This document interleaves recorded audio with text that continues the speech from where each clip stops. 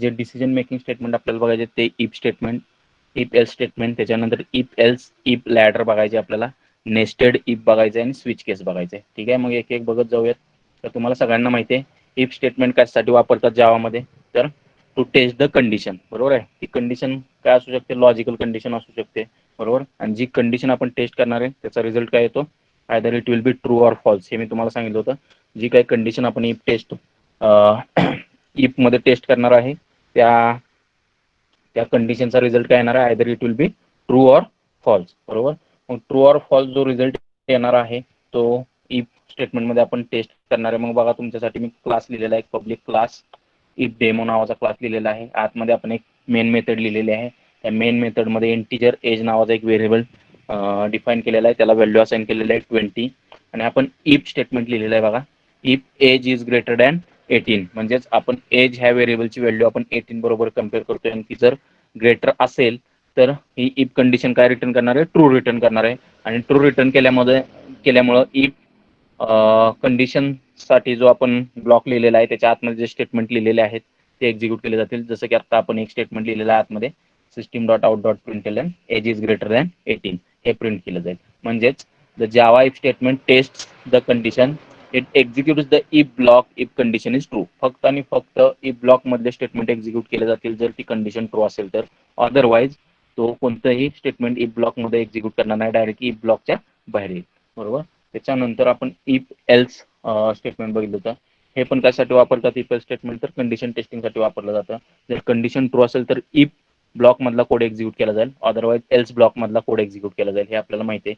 मग Java if else statement also test the condition, it executes the if block if condition is true, otherwise else block is executed. मग एक example दिलेलं आहे बघा तुमच्यासाठी, class demo if else example नाव दिलेलं आहे त्याला. बरोबर, मेन मेथड लिहिले आपण नेहमीप्रमाणे, public static void main string args. ठीक आहे, एक नंबर घेतलेला आहे, integer number is equal to -10 value assign केलेली आहे त्या नंबरला. आणि नंबर कम्पेअर केलेला आहे, number is greater than 0 system dot out dot println the number is positive.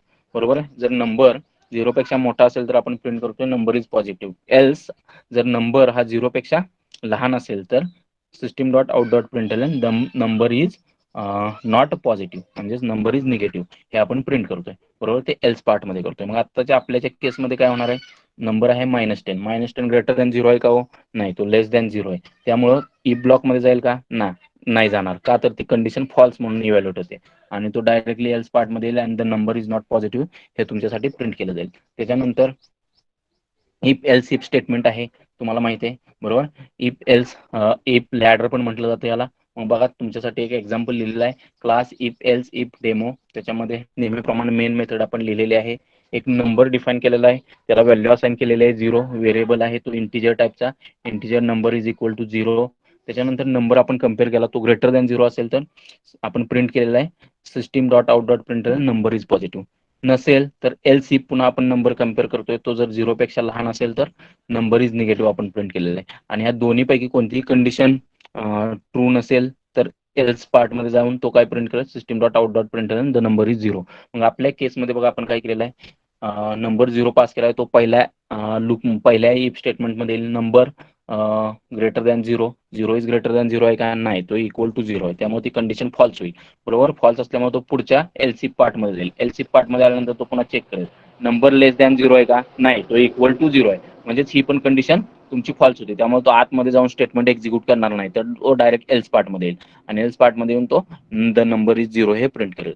Okay, त्याच्यानंतर नेक्स्ट बघायचं आपल्याला नेस्टेड इफ स्टेटमेंट. मग नेस्टेड इफ स्टेटमेंट म्हणजेच काय, नेस्टेड इफ स्टेटमेंट म्हणजेच काय, तर इफ स्टेटमेंट म्हणजेच इफ कंडिशन आपण टेस्ट करतोय त्या कंडिशनच्या आतमध्ये आणखी एक कंडिशन टेस्ट करणं. बरोबर, किंवा मल्टिपल कंडिशन्स इनसाइड कंडिशन आपल्याला टेस्ट करायचे युझिंग इफ, त्याला म्हटलं जातं नेस्टेड इफ स्टेटमेंट. बघा, मग the nested if statement represents the if block within another if block. बरोबर, मग here the inner if block condition executes only if outer if block condition is true. मग तुमच्यासाठी एक सिंटॅक्स दिलेला आहे बघा, if condition code to be executed, पुन्हा त्याच्या आतमध्ये एक इफ कंडिशन आहे आणि कोड टू बी एक्झिक्युटेड. मग आतलं जो इफ कंडिशन आहे तो कधी एक्झिक्यूट होईल, जर बाहेरचा इफ कंडिशन ट्रू असेल तरच तो आतमध्ये येईल आणि आतमधला इफ कंडिशन तो चेक करेल. जर ती ट्रू असेल तर त्याचा कोड एक्झिक्यूट केला जाईल, अदरवाईज तुमची कंडिशनच बाहेरच्या इफ कंडिशन जर फॉल्स असेल तर तो आतमध्ये जाणारच नाही. ठीक आहे, मग बघा नेस्टेड इफ एल्सचं एक्झाम्पल दिलेलं आहे तुम्हाला, सॉरी नेस्टेड इफ स्टेटमेंटचं एक्झाम्पल दिलेलं आहे की आपल्याला 3 नंबर कम्पेअर करायचे आहेत. मग बघा डबल N1 पहिला नंबर घेतलेला आहे, त्याला -1.0 व्हॅल्यू असाइन केलेली आहे, आणि N2 त्याला 4.5 व्हॅल्यू असाइन केलेलं आहे, आणि N3 -5.3 व्हॅल्यू असाइन केलेली आहे. आणि लार्जेस्ट नावाचा एक व्हेरिएबल घेतलेला आहे ज्याच्यामध्ये आपण लार्ज नंबर कोणताही ह्या तिघांमधला कम्पेअर करून फाइंड आउट करणार आहे आणि तो स्टोअर करणार आहे. मग सगळ्यात पहिलं काय करूयात आपण, तर N1 आणि N2 हे नंबर कम्पेअर करूयात.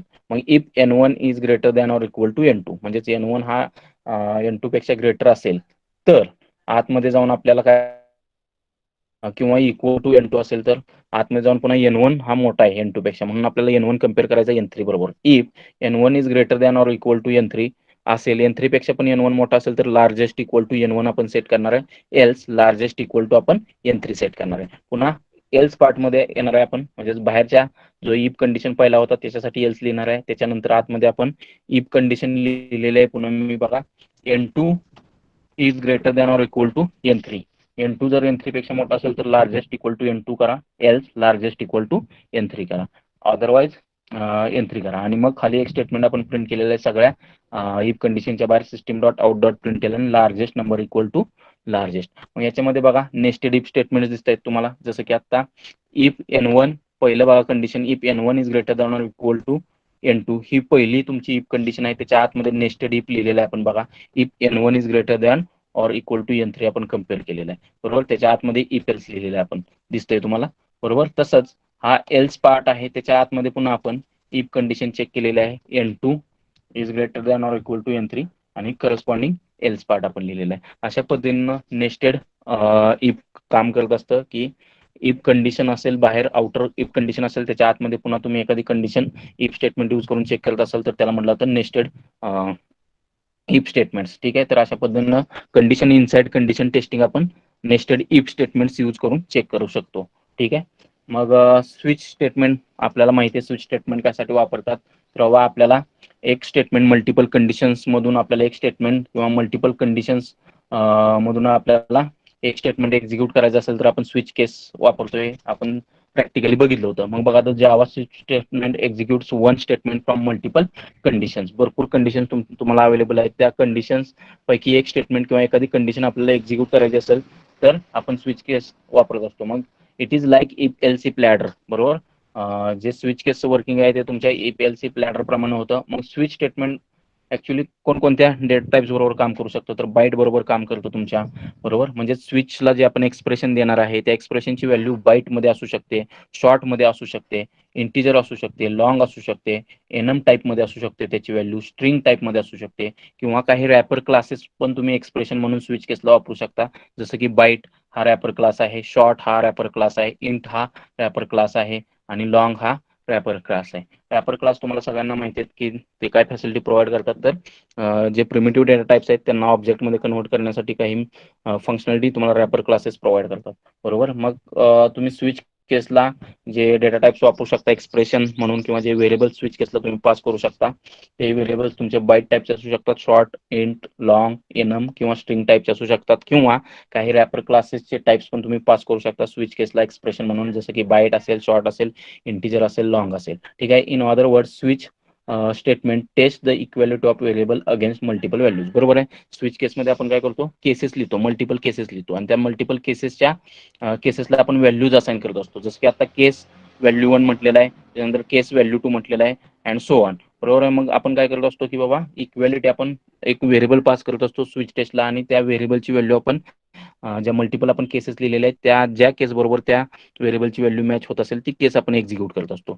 मग हा स्विच केसचा सिंटॅक्स बघा तुम्हाला सगळ्यांना स्क्रीनवर दिसतोय, स्विच एक्सप्रेशन हा एक्सप्रेशन आयदर बाईट असू शकतो, शॉर्ट असू शकतो, इंट असू शकतो, लॉंग असू शकतो, एनम असू शकतो, स्ट्रिंग असू शकतो, किंवा काही रॅपर क्लासेस असू शकतात जसं आपण डिस्कस केलं बरोबर. त्याच्यानंतर आतमध्ये आपण वेगवेगळ्या केसेस लिहिल्या आहेत, मल्टिपल केसेस लिहिल्या आहेत, आणि त्यांना व्हॅल्यूज असाइन केल्या आहेत, केस व्हॅल्यू 1, त्याच्यानंतर ब्रेक स्टेटमेंट वापरलेलं आहे. ठीक आहे, ब्रेक स्टेटमेंट ऑप्शनल आहे, पण जर ब्रेक स्टेटमेंट तुम्ही वापरलं नाही तर मी तुम्हाला सांगितलं होतं की तो पुढच्या केसेस कंटिन्युअली एक्झिक्यूट करत जातो, जे आपल्याला नकोय. आपल्याला काय पाहिजे, ज्या एक्सप्रेशनची व्हॅल्यू ज्या केस बरोबर मॅच होते त्याच केसमधला कोड फक्त एक्झिक्यूट झाला पाहिजे, पुढच्या केसेसमधला कोड एक्झिक्यूट झाला नाही पाहिजे. म्हणजेच ती केस एक्झिक्यूट झाल्यानंतर तो बाहेर पडला पाहिजे. त्यासाठी आपण ब्रेक स्टेटमेंट वापरतोय. ठीक आहे. त्यानंतर केस व्हॅल्यू टू म्हटलेलं आहे, पुन्हा ब्रेक स्टेटमेंट वापरलेलं आहे. अशा आपण मल्टिपल केसेस लिहिणार आहे. सपोज जे एक्सप्रेशन येणार आहे, एक्सप्रेशन किंवा जी काही व्हेरिएबल आपण स्विच केसला पास करणार आहे, तो कोणत्याच केस बरोबर मॅच होत नसेल तर डिफॉल्ट नावाचा एक लास्ट आपण केस लिहिणार आहे, जेणेकरून कोणत्याच केस बरोबर त्या व्हेरिएबलची व्हॅल्यू जे स्विच केसला पास केलेली आहे त्याची मॅच झाली नाही तर तो डिफॉल्ट जी केस लिहिलेली आहे आपण त्याच्यामधला कोड एक्झिक्यूट करू शकला पाहिजे. ठीक आहे. मग default code to be executed. ठीक आहे. If all cases are not matched, हे तुम्हाला माहिती आहे. मग स्विच केसचं एक्झाम्पल बघा. तुमच्यासाठी एक क्लास लिहिलेला आहे, पब्लिक क्लास स्विच डेमो. मग त्याच्यामध्ये मेन मेथड लिहिलेला आहे आपण. त्याला एक डे नावाचा एक व्हेरिएबल घेतलेला आहे इंटिजर टाईपचा. त्याला 6 व्हॅल्यू असाइन केलेली आहे आणि स्विच केसला हा व्हेरिएबल पास केलेला आहे डे. बरोबर. आणि आपण आतमध्ये केसेस लिहिलेले आहेत. केस 1 असेल तर आपण मंडे प्रिंट केलेला आहे. त्याच्यानंतर ब्रेक स्टेटमेंट वापरलेलं आहे. केस 2 असेल तर आपण ट्यूजडे प्रिंट केलेला आहे, ब्रेक स्टेटमेंट वापरलेला आहे.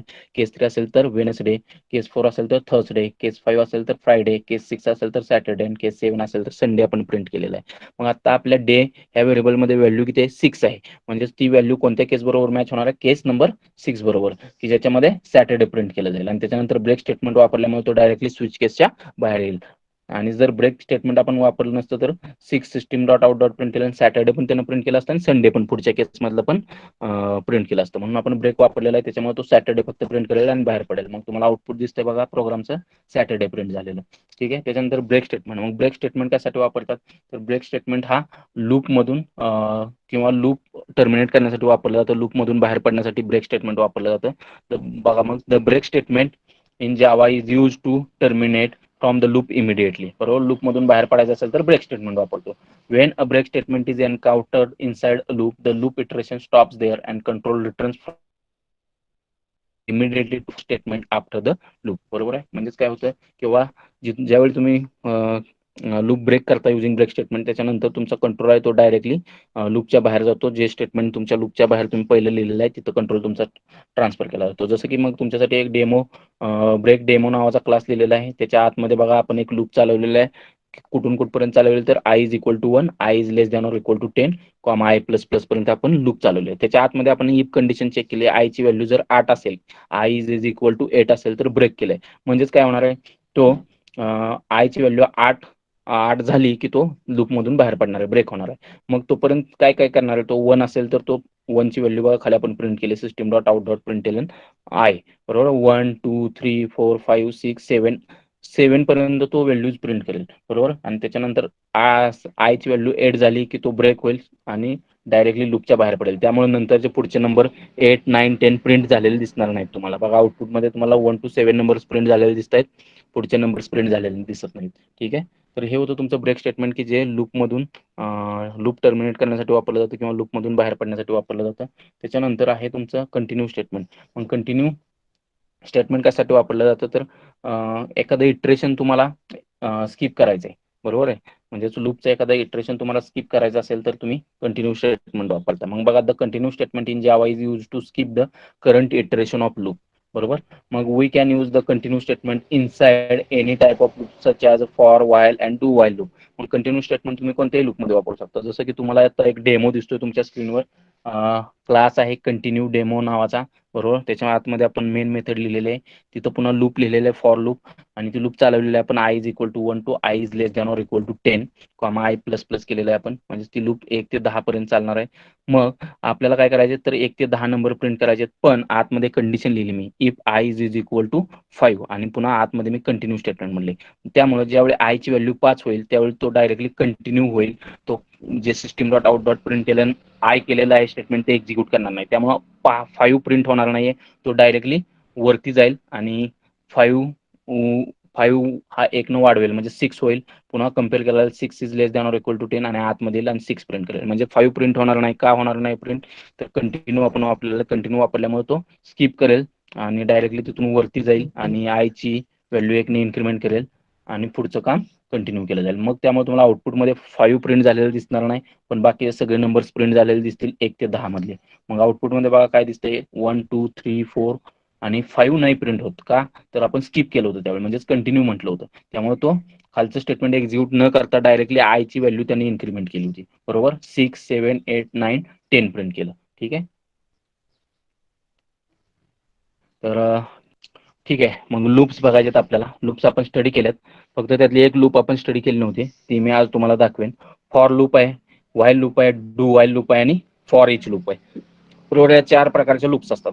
मग त्यातले आपण फॉर इच स्टडी केली नव्हती, पण फॉर, व्हाईल आणि डू व्हाईल ह्या आपण स्टडी केलेले आहेत. मग त्या लूप एकदा रिवाइज करतो स्पीडमध्ये आणि मग आपण एक डेमो मी तुमच्यासाठी दाखवतो फॉर इच लूपचा. बघा, मग व्हाईल लूप कसे वापरले जाते, कधी वापरले जाते, तर बघा, the Java while loop is use to iterate the part of program several times. माहिती आहे आपल्याला, एखादी गोष्ट आपल्याला मल्टिपल टाइम्स रिपीट करायची असेल तर आपण लूप्स वापरतो. मग तुम्ही व्हाईल वापरू शकता, डू व्हाईल वापरू शकता, फॉर वापरू शकता किंवा for each. Okay. If the number of iteration is not fixed, it is recommended to use while loop. बरोबर आहे, नंबर ऑफ इटरेशन जर फिक्स नसतील तर आपण व्हाईल लूप वापरतोय, आपल्याला माहिती आहे. मग बघा, तुमच्यासाठी एक क्लास लिहिलेला आहे व्हाईल एक्झाम्पल नावाचा, आणि आपण नंबर्स प्रिंट करतोय. किती नंबर्स प्रिंट करतोय, तर 1 ते 10 नंबर्स. मग इंटिजर आय नावाचा एक व्हेरिएबल आपण डिक्लेअर केलेला आहे लूपच्या बाहेर, त्याची व्हॅल्यू 1 ला सेट केलेली आहे मी, आणि कंडिशन चेक केली बघा व्हाईल लूपमध्ये मी, while i is less than or equal to 10. म्हणजेच आपल्याला लूप कधीपर्यंत चालवायचे, तर आय ची व्हॅल्यू जोपर्यंत 10 किंवा 10 पेक्षा लहान आहे तोपर्यंत चालवायचे, आणि आय ची व्हॅल्यू जर 10 पेक्षा जास्त झाली की ती लूपमधून बाहेर पडेल. मग बघा, system dot out dot println i म्हटलेला आहे मी, म्हणजेच तो 1 to 10 पर्यंतचे नंबर प्रिंट करेल, आणि खाली आपण लूपमध्ये आय ची व्हॅल्यू 1 न इन्क्रीमेंट केली प्रत्येक वेळी, आय प्लस प्लस. मग काय होईल, 1 is less than or equal to 10. Yes, तो आतमध्ये येईल, 1 प्रिंट करेल, 1 ची व्हॅल्यू 1 न वाढवेल, 2 करेल, 2 पुन्हा कम्पेअर केला जाईल, लेस दॅन ऑर इक्वल टू 10. बरोबर, तो आतमध्ये येईल, 2 प्रिंट करेल. असं कधीपर्यंत चालेल, जोपर्यंत आय ची व्हॅल्यू 10 होत नाही. 10 झाली आय ची व्हॅल्यू की तो 10 प्रिंट करेल, 10 ची एक व्हॅल्यू 1 न इन्क्रीमेंट केला जाईल, 11 होईल. 11 झाली की 11 is less than or equal to 10, fall झाला, त्यामुळे तो लूपच्या बाहेर पडेल. अशा पद्धतीने 1 ते 10 नंबर्स तुमचे युजिंग व्हाईल लूप प्रिंट केले जातील. ठीक आहे. त्याच्यानंतर डू व्हाईल लूप तुम्हाला सगळ्यांना माहिती आहे.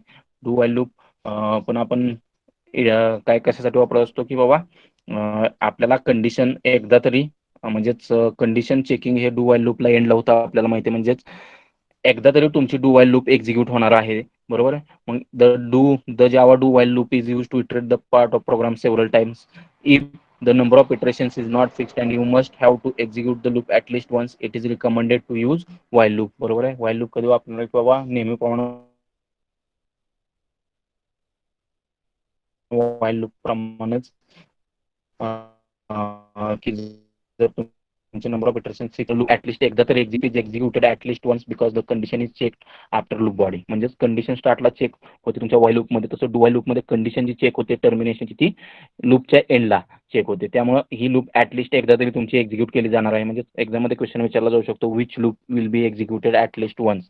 तर तुम्हाला सांगता आलं पाहिजे, it is a do while loop that is executed at least once because the condition is checked at the end of loop. मग बघा, डू व्हाईल लूपचं एक्झाम्पल लिहिलं आहे. पुन्हा 1 ते 10 नंबर आपण प्रिंट करतोय.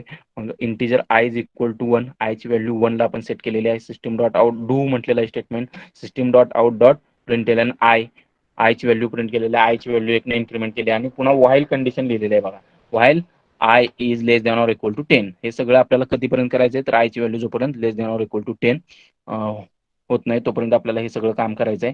आणि ही कंडिशन बघा तुमच्या लूपच्या एंडला चेक केली जाते, त्यामुळे एकदा तरी तो तुमचा कोड लूप मधला एक्झिक्यूट केला जाईल. बरोबर, म्हणून do while loop will be executed at least once as the condition is checked at the end of your loop. बरोबर आहे. मग तुम्हाला कोडचा आउटपुट पुन्हा 1 ते 10 नंबर प्रिंट होणार आहे तुमच्यासाठी. त्याच्यानंतर तुमची फॉर लूप आहे.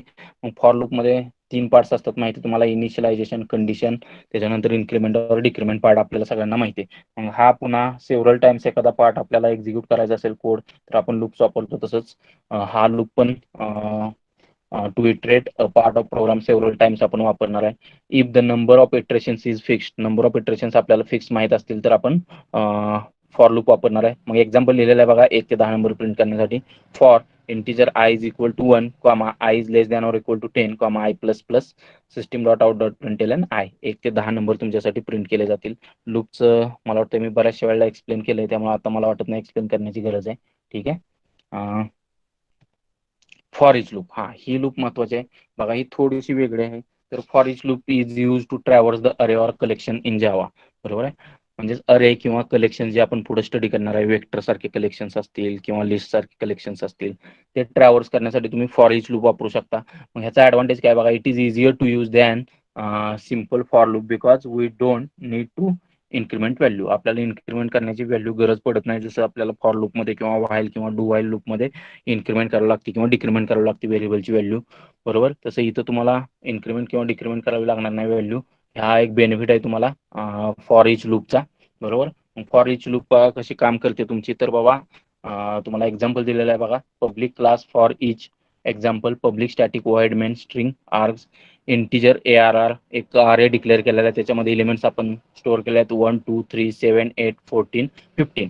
आणि त्याच्यानंतर फॉर इच लूप कसे लिहितात बघा, फॉर लूप प्रमाणे सिंटॅक्स आहे, म्हणजे सिंटॅक्स वेगळा आहे पण फॉर कीवर्ड आहे बघा. फॉर त्याच्या आतमध्ये आपण लिहिलेलं आहे इंटिजर आय कोलन ARR. ह्याचं मिनिंग काय, की जो आय व्हेरिएबल आहे तो ऍक्च्युअल मध्ये इलेमेंट रीड करणार आहे. कशामधून इलेमेंट रीड करणार आहे, तर जो कलेक्शन आपण डॉट कोलन नंतर जो कलेक्शन आपण मेन्शन केलेला आहे अरे नावाचा, बरोबर, अरे असेल किंवा वेक्टर असेल किंवा आणखी लिस्ट असेल, मग हा आय काय करणार आहे, तर तुमच्या अरे मधले इलेमेंट्स एक एक रीड करणार आहे. आणि हे इलेमेंट कधीपर्यंत आपल्याला रीड करायचे, जोपर्यंत अरे मधले सगळे सगळे इलेमेंट रीड होत नाहीत तोपर्यंत. आणि त्याच्या आतमध्ये बघा प्रिंट केले system dot out dot println i. म्हणजेच काय होईल बघा, सगळ्यात पहिल्यांदा इंटिजर आय कोलन ARR म्हटलं की पहिला इलिमेंटला तो पॉईंट होईल, पहिला इलिमेंट रीड करेल 1 आहे, तो 1 तुमच्या आय मध्ये येईल, मग तो 1 प्रिंट केला जाईल. पुन्हा ऑटोमॅटिकली इन्क्रीमेंट केला जाईल, म्हणजे पॉइंटर इन्क्रीमेंट होईल, तो तुमच्या नेक्स्ट एलिमेंटला अरे मधल्या पॉईंट करेल, तो रीड करेल, तो पुन्हा आय मध्ये येईल, तो 2 प्रिंट केला जाईल. पुन्हा ऑटोमॅटिकली तो तिसरा इलिमेंट अरे मधला तुमच्यासाठी रीड केला जाईल, आय मध्ये येईल, तो तिसरा एलिमेंट प्रिंट केला जाईल. चौथा एलिमेंट पुन्हा ऑटोमॅटिकली अरे मधला रीड केला जाईल, तो आय मध्ये येईल, तो प्रिंट केला जाईल. अशा पद्धतीने ही फॉर इच लूप काम करत असते, की जोपर्यंत तुमच्या कलेक्शन मधले म्हणजेच अरे मधले असतील किंवा वेक्टर मधले असतील किंवा लिस्ट मधले जे कलेक्शन्स आपण स्टडी करणार आहोत पुढं, त्यातले सगळे सगळे एलिमेंट रीड होत नाही तोपर्यंत ही लूप रन होत असते आणि एक एक एलिमेंट रीड करत असते. जसं की आता आपल्या केसमध्ये अरे मधले एलिमेंट्स तो 1 बाय 1 रीड करतोय, जोपर्यंत सगळे एलिमेंट्स अरे मधले रीड होत नाहीत तोपर्यंत ही लूप चालेल. आणि ते सगळे एलिमेंट्स आपण प्रिंट केलेले आहेत. तर हा प्रोग्राम मी तुम्हाला करून दाखवतो. ठीक आहे, त्यासाठी नोटपॅड ओपन करतो. ठीक आहे, क्लास लिहूयात, नाव देऊयात क्लासला फॉर इच डेमो. ठीक आहे, फॉर इच नाव दिलेलं आहे मी क्लासला. त्याच्यानंतर मेन मेथड लिहूयात public static void main string args.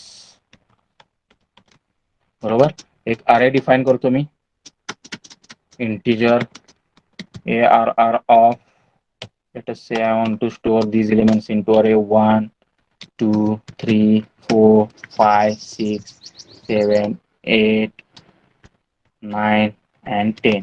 Okay, these elements I am going to store inside my array. Then we are going to print these elements using for each loop. Syntax is for I want to provide element to read it, so integer I, okay, colon ARR. या syntax मध्ये काय problem आहे का सांगा मला, कारण हा समजणं महत्वाचं आहे. हा आहे तो आय व्हेरिएबल आपण डिफाइन केलेला आहे, हा एक एक एलिमेंट रीड करणार आहे अरे मधून. बरोबर, म्हणजे अरे मधून एक एक एलिमेंट रीड केला जाईल आणि तो आय नावाच्या व्हेरिएबल मध्ये स्टोअर केला जाईल. ओके, मग प्रिंट करूयात system dot out dot print LN i. Print करतो मी, का तर जे एलिमेंट्स रीड होणार आहेत अरे मधून ते आय मध्ये येणार आहेत. बरोबर, मेन मेथड क्लोज करूयात. ओके, क्लास सेव्ह करतो मी. सॉरी,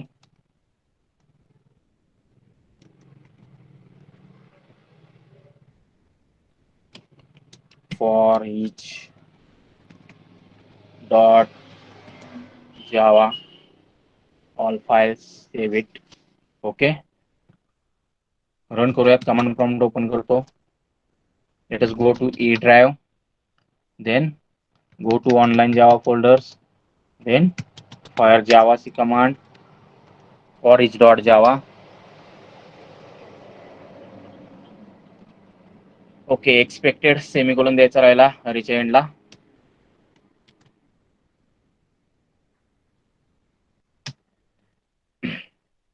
ओके, कंपाईल झालेला आहे आपला प्रोग्राम. रन करूयात. जावा फॉर इच. हे बघा 1 ते 10 नंबर तुमच्यासाठी प्रिंट केले. बघा आपण इथं कोणताही इन्क्रिमेंट वापरलेला नाही किंवा आपण आरे मधले एलिमेंट कंडिशन दिलेली नाही, टर्मिनेशन बरोबर, किंवा आय इन्क्रिमेंट केलेलं नाही बरोबर. सगळ्या गोष्टी तरी पण आपण फॉर इच स्टेटमेंट वापरून किती इझिली एलिमेंट्स ट्रॅव्हर्स करू शकतो आरे मधले किंवा कलेक्शन्स मधले, हे तुम्हाला समजलं असेल. ठीक आहे, हा कोड समजलाय का सांगा मला. येस. ओके, चॅप्टर नंबर 2 मध्ये आपल्याला कन्स्ट्रक्टर स्टडी करायचं आहे. त्याच्यानंतर टाइप्स ऑफ कन्स्ट्रक्टर बघायचं आहे, कन्स्ट्रक्टर ओव्हरलोडिंग बघायचं आहे. ठीक आहे, आणि एक एक्झाम्पल बघणार आहे आपण. मग नेहमीप्रमाणे कन्स्ट्रक्टर काय असतं मी तुम्हाला सांगितलं होतं, कालच आपण स्टडी केलं एक्सपेरिमेंट कन्स्ट्रक्टरचा बरोबर.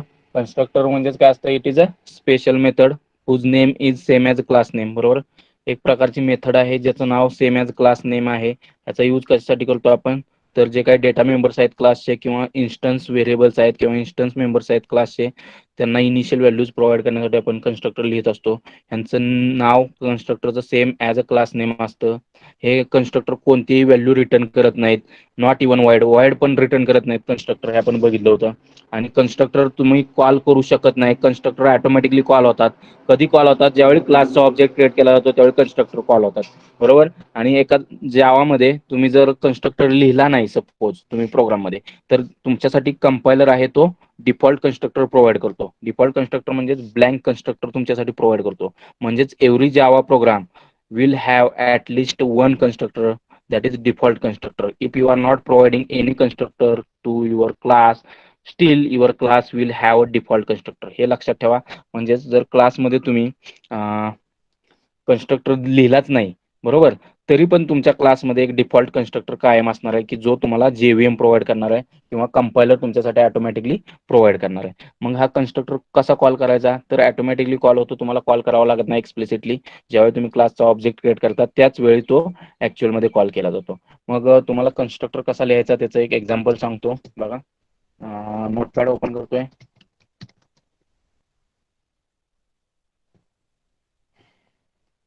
ओके,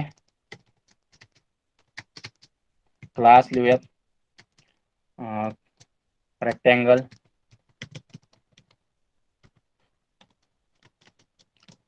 दोन इन्स्टन्स मेंबर्स देतो, इंटिजर लेंथ कॉमा विड्थ बरोबर. त्याच्यानंतर आता कन्स्ट्रक्टरचं नाव हे same as a class name असतं, हे मी तुम्हाला सांगितलं होतं. मग कन्स्ट्रक्टरचं नाव आपल्या काय असणार आहे, रेक्टँगल बरोबर. आणि यांचं काम काय असतं, तर जे काही इन्स्टन्स मेंबर्स आहेत किंवा डेटा मेंबर्स आहेत जे आपण वरती लिहिलेले आहेत लेंथ आणि विड्थ, त्यांना इनिशियल व्हॅल्यू प्रोव्हाइड करणं. मग मी length equal to width equal to 10 value assign करतो. लेंथ आणि विड्थला दोघांना मी 10 व्हॅल्यू असाइन करतो बरोबर. त्याच्यानंतर हा कन्स्ट्रक्टर कॉल कसा होणार आहे, तर ऑटोमॅटिकली होणार आहे. मग ते कसं होतंय ते मी तुम्हाला दाखवतो. त्यासाठी system dot out dot println inside constructor. कन्स्ट्रक्टरच्या आतमध्ये एक स्टेटमेंट लिहूयात म्हणजे तो इन्वोक झाला हे आपल्याला समजेल बरोबर. आणि आपण गेट एरिया नावाचं एक फंक्शन लिहूयात, integer void get area. Area print करूयात, system dot out dot println length into width.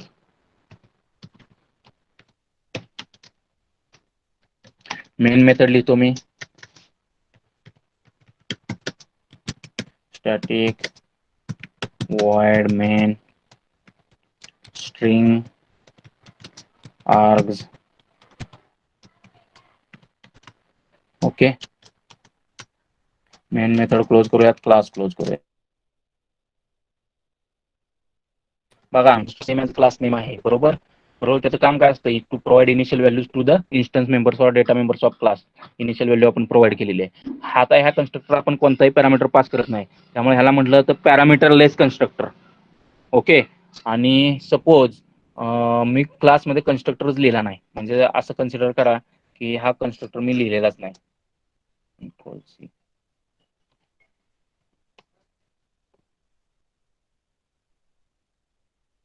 मी क्लासमध्ये कन्स्ट्रक्टरच लिहिलेलं नाही, तरी पण जावा तुमच्यासाठी कंपायलर काय करेल, एक डिफॉल्ट कन्स्ट्रक्टर प्रोव्हाइड करेल.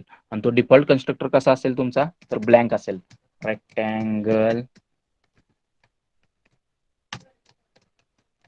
अशा पद्धतीचा डिफॉल्ट कन्स्ट्रक्टर तुमच्यासाठी ऑटोमॅटिकली कंपायलर ज्यावेळी तुमचा कोड तुम्ही कंपाईल कराल त्यावेळी इन्सर्ट करेल. ओके. डिफॉल्ट कन्स्ट्रक्टर कधी प्रोव्हाइड केला जातो, जर तुम्ही क्लासमध्ये स्वतः कन्स्ट्रक्टर लिहिला नाही, कोणताही एकही कन्स्ट्रक्टर तुम्ही क्लासमध्ये डिफाईन केला नसेल, तर Java provides you one default constructor or compiler provides you one default constructor. आणि तो कसा असणार आहे तुमचा, तर अशा पद्धतीचा ब्लँक कन्स्ट्रक्टर असणार आहे. ह्याला म्हटलं होतं डिफॉल्ट कन्स्ट्रक्टर, ह्याला म्हटलं होतं डिफॉल्ट कन्स्ट्रक्टर, आणि हा तुमच्यासाठी ऑटोमॅटिकली प्रोव्हाइड केला जाईल. मी आता डिलीट करतोय, आपण एक कन्स्ट्रक्टर लिहिलेला आहे, त्याचा कोड मी पुन्हा लिहितोय. ठीक आहे. ओके. इथपर्यंत काय प्रॉब्लेम आहे का, कन्स्ट्रक्टर कसा लिहिलाय, काय लिहिलाय, आणि हा कन्स्ट्रक्टरला रिटर्न टाईप लिहिलाय का मी, काय वॉइड इंट असं काय नाही का, तर कन्स्ट्रक्टरला रिटर्न टाईप असत नाही. ओके. मग आता कन्स्ट्रक्टर कॉल कसा होणार, तर ज्यावेळी क्लासचा ऑब्जेक्ट क्रिएट केला जातो त्यावेळी हा कन्स्ट्रक्टर ऑटोमॅटिकली कॉल होणार आहे. मग आपण काय करूयात, क्लासचा ऑब्जेक्ट बनवूयात. Rectangle OBJ equals to new rectangle.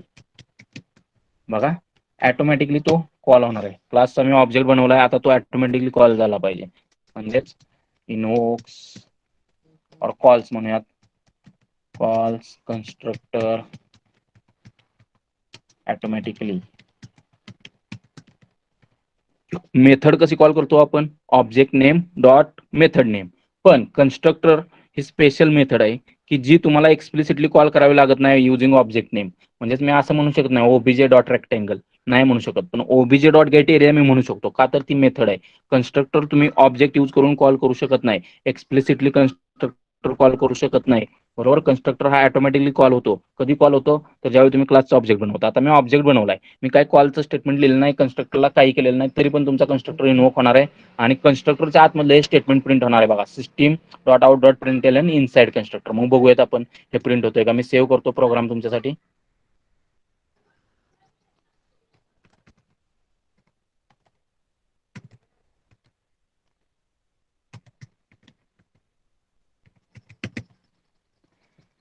All files save, yes we want to replace it. Okay. Run करतो तुमच्यासाठी बघा. cmd java, let us go to e drive, cd online java, java c rectangle.java.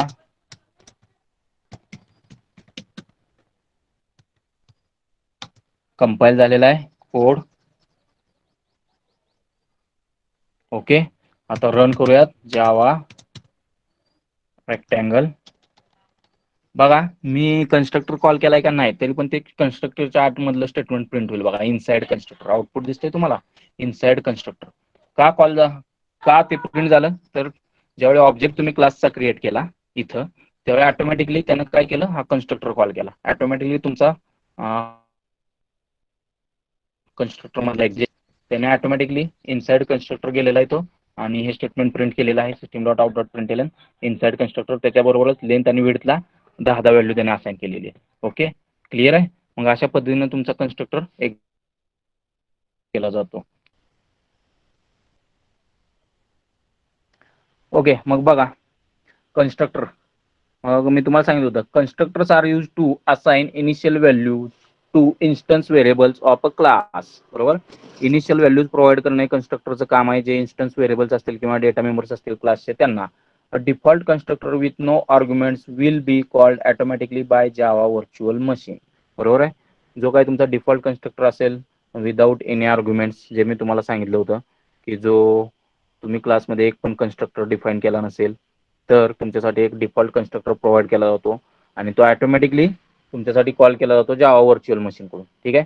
Constructor is always called by new operator. बरोबर.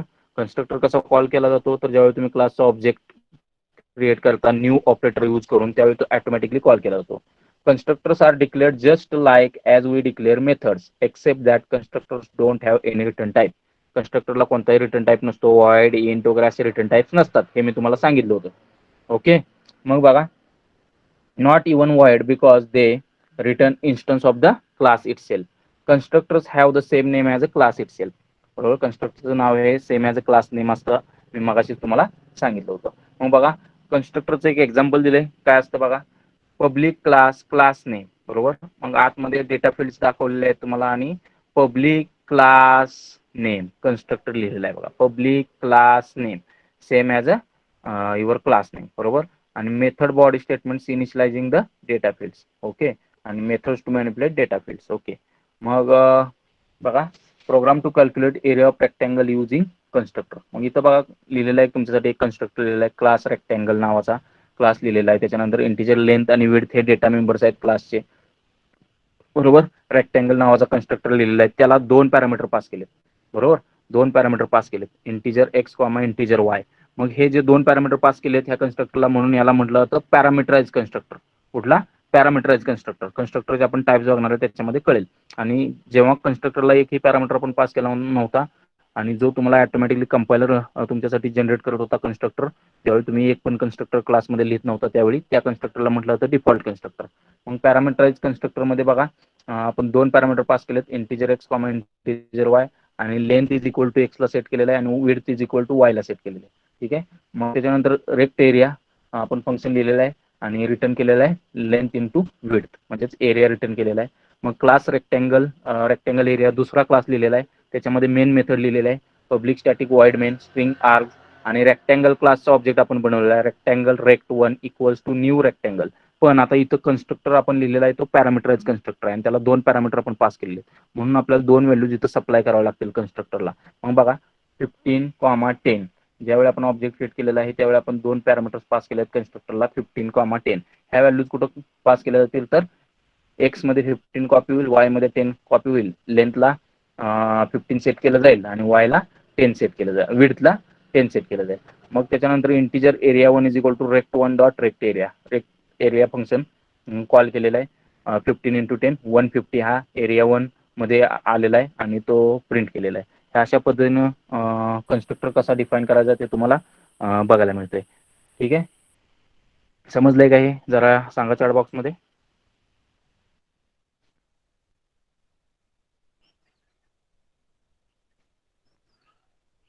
Okay. मग बघा, types of constructor बघायचे आपल्याला. Default constructor आहे, parameterize constructor आणि कॉपी कन्स्ट्रक्टर आहे. मग default constructor मी मगाशीच तुम्हाला एक्सप्लेन केलं की क्लासमध्ये तुम्ही ज्यावेळी एक पण कन्स्ट्रक्टर लिहित नाही त्यावेळी तुमच्यासाठी कंपायलर एक कन्स्ट्रक्टर प्रोव्हाइड करतो. बरोबर, की जो ब्लँक कन्स्ट्रक्टर असतो आणि ज्याला एकही आर्ग्युमेंट पास केलेलं नसतं किंवा पॅरामीटर पास केलेलं नसतं, अशा कन्स्ट्रक्टरला डिफॉल्ट कन्स्ट्रक्टर म्हटलं जातं.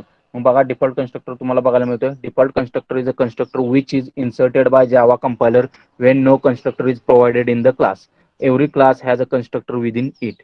बरोबर आहे, म्हणजे प्रत्येक क्लासमध्ये कन्स्ट्रक्टर हा असतोच. बघा, even abstract class have default constructor. मग ॲबस्ट्रॅक्ट क्लासला सुद्धा डिफॉल्ट कन्स्ट्रक्टर असतो, हे लक्षात ठेवा. मग ॲबस्ट्रॅक्ट क्लास काय असतो ते ज्यावेळी आपण बघणार आहे त्यावेळी मी तुम्हाला आणखी एक्सप्लेन करेल. ठीक आहे. By default Java compiler इन्सर्ट्स the code for 0 parameter constructor. बरोबर आहे, मग जो 0 पॅरामीटर कन्स्ट्रक्टर आहे त्याच्यासाठी तुमच्यासाठी जावा कंपायलर काय करणार आहे, कोड इन्सर्ट करणार आहे. The default constructor is no argument constructor automatically generated unless you define another constructor. बरोबर आहे. मग बघा, तुमच्यासाठी इथं पब्लिक क्लास माय क्लास लिहिलेला आहे, त्याच्यामध्ये पब्लिक स्टॅटिक वॉइड मेन बरोबर मेथड लिहिलेली आहे आणि त्या क्लासचा ऑब्जेक्ट क्रिएट केलेला आहे, my class OBJ equal to new my class.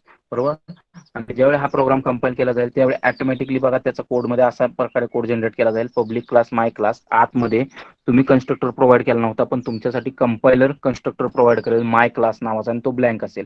Okay, public static void main string arg आणि खाली तुम्ही ऑब्जेक्ट क्रिएट केलेला आहे. म्हणजेच whenever even if when you are not providing any constructor inside class, then Java compiler will provide you one constructor and that constructor is called as default constructor.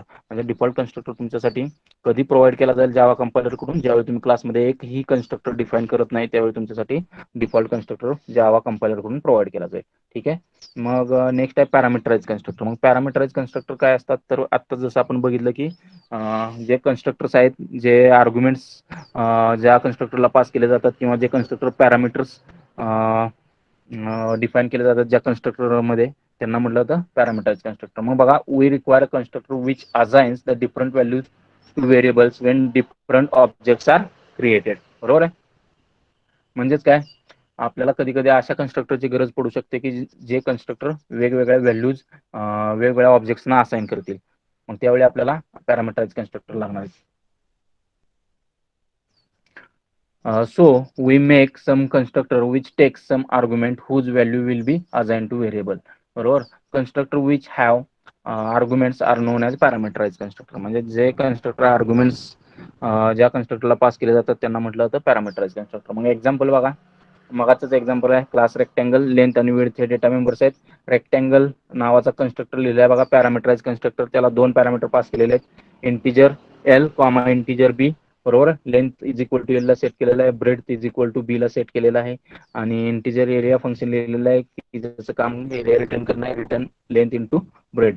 नंतर पॅरामीटराइज constructor एक class लिहिलेला आहे, त्याच्यामध्ये main method लिहिलेले आहे. त्याच्या आतमध्ये मी बघा रेक्टँगल क्लासचे दोन ऑब्जेक्ट क्रिएट करतोय.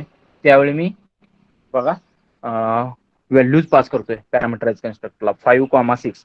5 ही एल मध्ये कॉपी होईल, बी मध्ये 6 कॉपी होईल, आणि लेंथला 5 असाइन केलं जाईल, ब्रेडला 6 असाइन केलं जाईल. सेम वे ज्यावेळी दुसरा रेक्टँगल क्लासचा सेकंड ऑब्जेक्ट आपण बनवतोय त्यावेळी 7 आणि 8 ह्या व्हॅल्यूज आपण पास केलेल्या आहेत ॲज अ आर्ग्युमेंट. त्या इथे येतील, तुमच्या एल आणि बी मध्ये कॉपी होतील. एल मध्ये 7, बी मध्ये 8 कॉपी होईल, लेंथला 7 असाइन केली जाईल, ब्रेडला 8 असाइन केली जाईल. अशा पद्धतीनं तुमचे पॅरामीटराइज कन्स्ट्रक्टर काम करत असतात. ठीक आहे. मग ह्याच्यामध्ये काय प्रॉब्लेम आहे का कुणाला? येस, पॅरामीटराइज कन्स्ट्रक्टर समजला नाही असं काय आहे का? पॅरामीटराइज कन्स्ट्रक्टर्स आर कन्स्ट्रक्टर हू टेक सम आर्ग्युमेंट, एवढंच लक्षात ठेवा. असे कन्स्ट्रक्टर ज्यांना आर्ग्युमेंट पास केले जातात त्यांना म्हटलं तर पॅरामीटराइज कन्स्ट्रक्टर. ठीक आहे. मग नेक्स्ट आहे कॉपी कन्स्ट्रक्टर. मग कॉपी कन्स्ट्रक्टर काय असतात, तर copy constructor is a constructor that takes only one parameter which is the same exact type as a class in which copy constructor is defined. बरोबर. म्हणजे कॉपी कन्स्ट्रक्टरला आपण क्लासचा object as a argument pass करत असतो. Simple लँग्वेजमध्ये बोलायचं झालं तर क्लासचा ऑब्जेक्ट ॲज अ आर्ग्युमेंट आपण पास करत असतो. कशासाठी केलं जातं, तर a copy constructor is use to create another object that is copy of the object that it takes as a parameter. म्हणजेच आपल्याला एक नवीन ऑब्जेक्ट क्रिएट करायचा आहे जो कॉपी असेल, जो ऑब्जेक्ट आपण ॲज अ पॅरामीटर म्हणून कॉपी कन्स्ट्रक्टरला पास करणार आहे त्याची कॉपी नवीन ऑब्जेक्ट असेल. बरोबर आहे. म्हणजे दोन ऑब्जेक्ट्स आपल्याला सिमिलर क्रिएट करायचे असतील तर सिमिलर ऑब्जेक्ट्स आपल्याला पाहिजे असतील दोन, किंवा एक नवीन ऑब्जेक्ट आपल्याला एक्झिस्टिंग ऑब्जेक्टची कॉपी म्हणून पाहिजे असेल तर आपल्याला कॉपी कन्स्ट्रक्टर वापरावं लागेल, आणि जो एक्झिस्टिंग ऑब्जेक्ट आहे तो ॲज अ पॅरामीटर म्हणून कॉपी कन्स्ट्रक्टरला आपल्याला पास करावा लागेल. त्यावेळी त्याला म्हणलं तर कॉपी कन्स्ट्रक्टर. ठीक आहे. मग एक्झाम्पल दिलंय बघा तुम्हाला इथं. बघा, import Java dot util dot scanner class लिहिलेला आहे आपण. हा क्लास कशासाठी लिहितो तुम्हाला सगळ्यांना माहिती, तर आपल्याला कमांड लाईन वरून काही आर्ग्युमेंट्स ऍक्सेप्ट करायचे आहेत. बरोबर. काही डेटा ऍक्सेप्ट करायचा आहे, आणि स्कॅनर क्लास आपल्याला बरेचशा फंक्शन्स किंवा मेथड्स प्रोव्हाइड करतो, जे यूज करून आपण कमांड लाईन वरून जे पॅरामीटर्स प्रोव्हाइड करणारे युजर ते प्रोग्राममध्ये ऍक्सेस करू शकतो. मग बघा, पब्लिक क्लास स्टुडंट लिहिलेला आहे, प्रायव्हेट स्ट्रिंग नेम लिहिलेला आहे, प्रायव्हेट इंटिजर एज लिहिलेला आहे. बरोबर. मग पब्लिक स्टुडंट नावाचा एक कन्स्ट्रक्टर लिहिलेला आहे, स्ट्रिंग नेम आणि इंटिजर एज हे दोन पॅरामीटर त्याला पास केलेले आहेत. मग हा कोणता कन्स्ट्रक्टर झाला, तुमचा पॅरामीटराइज कन्स्ट्रक्टर झाला. आणि this dot name is equal to name, this dot age is equal to age. मग धिस काय करतो, धिस मी तुम्हाला सांगितलं, this is a keyword in Java which refers to current object. बरोबर आहे. म्हणजे जो ऑब्जेक्ट आता आपण क्रिएट करणार आहे, बरोबर, तो ऑब्जेक्ट रिप्रेझेंट केला जातो धिसने. बरोबर आहे. जो ऑब्जेक्ट करंटली आता तुमचा एक्झिक्युटिंग आहे, किंवा जो ऑब्जेक्ट करंटली तुम्ही क्रिएट करताय तो रिप्रेझेंट केला जातो धिसने. बरोबर आहे. मग ज्यावेळी आपण ऑब्जेक्ट क्रिएट करणार आहे, आणि ज्यावेळी आपण ऑब्जेक्ट क्रिएट करताना जे नेम आणि एज ॲज अ आर्ग्युमेंट म्हणून पास करणार आहे ते तुमच्या जो करंट ऑब्जेक्ट क्रिएट करणार आहे आपण त्याच्या नेम आणि एजला सेट करा. ह्याचं meaning this dot name is equal to name आणि this dot age is equal to age. ठीक आहे. मग पब्लिक स्टुडंट अजून एक क्लास लिहिलेला आहे मी, आणि त्याला पास काय केलंय बघा, स्टुडंट एसटीडी म्हणजे स्टुडंट क्लासचा ऑब्जेक्ट पास केलेला आहे. म्हणजे हा जो एसटीडी ऑब्जेक्ट आहे, बरोबर आहे, त्याच्यातले कंटेंट आपल्याला करंट ऑब्जेक्टमध्ये कॉपी करायचे. जो आपण ऑब्जेक्ट नवीन क्रिएट करणार आहे त्याच्यामध्ये आपल्याला हा एसटीडी ऑब्जेक्टचे कंटेंट्स कॉपी करायचे. म्हणजेच काय करायचंय की जो नवीन ऑब्जेक्ट आपण क्रिएट करणार आहे तो हा एसटीडी ऑब्जेक्टची कॉपी असला पाहिजे. कॉपी असला पाहिजे म्हणजेच काय, एसटीडी ऑब्जेक्टमध्ये जे डेटा मेंबर्सच्या व्हॅल्यू आहेत नेम आणि एजच्या, त्याच व्हॅल्यू आपले जे नवीन ऑब्जेक्ट क्रिएट करणार आहे त्याच्या नेम आणि एजला आपल्याला सेट करायचे. सिंपल लँग्वेजमध्ये काय म्हणायचं आपल्याला, एसटीडी ऑब्जेक्टमध्ये जे काही डेटा मेंबर्स आहेत नेम आणि एज, त्यांच्या ज्या काही व्हॅल्यूज आहेत त्या आपल्या नवीन ऑब्जेक्टच्या नेम आणि एज मध्ये आपल्याला कॉपी करायचे आहेत as it is. That means new object will be copy of this STD object. मग बघा, दिस डॉट नेम म्हणजेच नवीन ऑब्जेक्ट डॉट नेम, नवीन ऑब्जेक्टचं नाव मला सेट करायचं कशाला, तर एसटीडी डॉट नेम म्हणजे हा जो एसटीडी ऑब्जेक्ट पास केलेला आहे त्याच्यामध्ये नेमची जी व्हॅल्यू आहे त्याला मला नवीन ऑब्जेक्टच्या नेम फील्ड सेट करायचं आहे. दिस डॉट एज म्हणजे जो नवीन ऑब्जेक्ट आपला क्रिएट होणार आहे त्याचं एज फील्ड मला सेट करायचं आहे एसटीडी डॉट एजच्या फील्ड, म्हणजे एसटीडी डॉट एजची जी व्हॅल्यू असेल ती मला सेट करायची आहे माझा जो नवीन ऑब्जेक्ट आहे त्याच्या एजला. ठीक आहे. मग बघा, पब्लिक व्हॉइड डेटा नावाचं एक फंक्शन दिलं, त्याच्यामध्ये नेम आणि एज प्रिंट केलंय, दिस डॉट नेम आणि दिस डॉट एज प्रिंट केलं जाईल. बरोबर, जो ऑब्जेक्ट हे फंक्शन कॉल एज प्रिंट. मग मेन मेथड लिहिलेले आहे बघा, public static void main string arg scanner क्लासचा ऑब्जेक्ट बनवलाय, scanner S equal to new scanner system dot in. बरोबर, system dot out dot println enter your name. बरोबर, string name मध्ये ते नाव ऍक्सेप्ट केलं एससी डॉट नेक्स्टनी. त्याच्यानंतर system dot out dot println enter your age. त्याच्यानंतर ते एज ऍक्सेप्ट केलेलं आहे इंटिजर एज नावाच्या व्हेरिएबलमध्ये एससी डॉट नेक्स्ट इंट मेथडनी. बरोबर, आता आपल्याला नेम आणि एज मिळालं. मग मी एक ऑब्जेक्ट क्रिएट करतो स्टुडंट क्लासचा, student STD equals to new student, आणि त्याला पास काय केलंय मी, नेम आणि एज. त्यामुळे कोणता कन्स्ट्रक्टर कॉल केला जाईल, कॉपी कन्स्ट्रक्टर कॉल होईल का पॅरामीटराइज कन्स्ट्रक्टर, तर पॅरामीटराइज कन्स्ट्रक्टर कॉल होईल. का, तर ह्याला दोन नाव आपण दोन आर्ग्युमेंट पास केलेत, नेम आणि एज. त्यामुळे हा कन्स्ट्रक्टर कॉल केला जाईल. बघा, हा कन्स्ट्रक्टर मध्ये नेम जे काही कमांड लाईन वरून युजर नेम एंटर करतो ते नेम मध्ये येईल, आणि एज जे एंटर करतोय कमांड लाईन वरून युजर ते एज मध्ये येईल. आणि मग हा जो ऑब्जेक्ट क्रिएट केला जाणार आहे एसटीडी नावाचा, हा एसटीडी नावाचा जो ऑब्जेक्ट क्रिएट होणार आहे त्याच्या नावाला जे कमांड लाईन वरून जे नाव एंटर केलं होतं, बरोबर, ते नाव सेट केलं जाईल. आणि कमांड लाईन जे एज एंटर केलं होतं ते ह्या एसटीडी ऑब्जेक्टच्या एज फील्डला सेट केलं जाईल. ओके, म्हणजे एसटीडी ऑब्जेक्टचं नेम आणि एज हे कमांड लाईन वरून जे युजर्स व्हॅल्यू एंटर करणार आहे त्याला सेट झालेलं आहे. ओके, मग आता ते प्रिंट करून बघूयात. System dot out dot println contents of original object, म्हणजेच कोणत्या ऑब्जेक्टचे एसटीडी ऑब्जेक्टचे कंटेंट प्रिंट करायचे. त्यासाठी मेथड कॉल केली STD dot display data, STD dot display data method call केली. ती मेथड नेम आणि एजच्या व्हॅल्यू प्रिंट करेल. ती मेथड नेम आणि एजच्या व्हॅल्यू प्रिंट करेल. मग आता मला काय करायचं आहे, जो नवीन एक ऑब्जेक्ट बनवायचा आहे कॉपी ऑफ एसटीडी. बरोबर आहे, त्याला नाव दिलेलं आहे मी कॉपी ऑफ एसटीडी, की जो ऍक्च्युअल मध्ये हा एसटीडीची कॉपी असेल, एसटीडीची कॉपी असेल. मग ती कशी करायची, तर बघा, student STD student copy of STD हा नवीन ऑब्जेक्ट क्रिएट करतोय मी, न्यू स्टुडंट, आणि त्याला पास काय केलंय मी, एसटीडी पास केलेला आहे. म्हणजे हा जो ऑब्जेक्ट आहे आपण क्रिएट केलेला अगोदर तो मी पास केलाय कुणाला, तर ह्या कन्स्ट्रक्टरला, न्यू स्टुडंट एसटीडी. त्यामुळे कोणता कन्स्ट्रक्टर कॉल होईल, तर कॉपी कन्स्ट्रक्टर कॉल होईल. कॉपी कन्स्ट्रक्टर मध्ये काय केलं जाईल, तर दिस डॉट नेम म्हणजेच कोणाचा, कॉपी ऑफ एसटीडी. बरोबर, ह्या ऑब्जेक्टचं नाव सेट करायचंय कुणाला, मला एसटीडी डॉट नेम. हा जो ऑब्जेक्ट अगोदर मी क्रिएट केला होता त्याच्यासाठी जे मी नाव सेट केलंय त्या नावाची व्हॅल्यू मला कॉपी ऑफ एसटीडीच्या नावाला सेट करायची.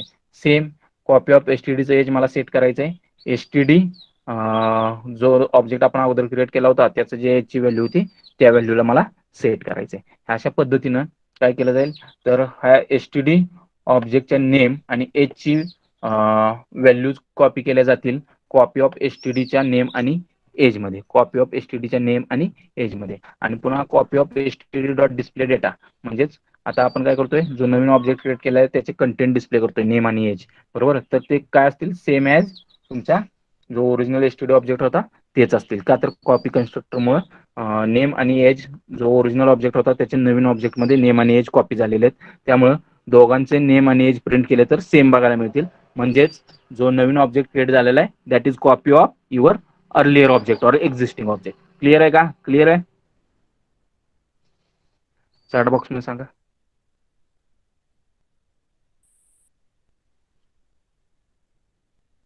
या, ओके. एक कोड करून दाखवू का मग तुम्हाला मी, ओके, सिम्पल कोड करूयात. ओके, याच कोडमध्ये मी मॉडिफिकेशन करतो मगाच्या.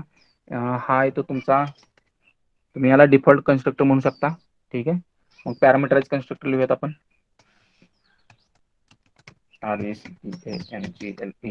RECTANGLE नवीन कन्स्ट्रक्टर लिहितोय integer L comma integer b.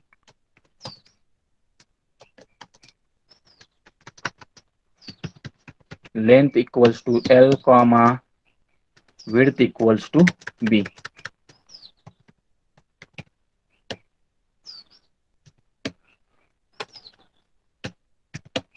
Okay, हा कोणता कन्स्ट्रक्टर झाला तुमचा? पॅरामीटराइज कन्स्ट्रक्टर. मग ह्याला मी कमेंट मध्ये नाव देतो इकडे पॅरामीटराइज कन्स्ट्रक्टर.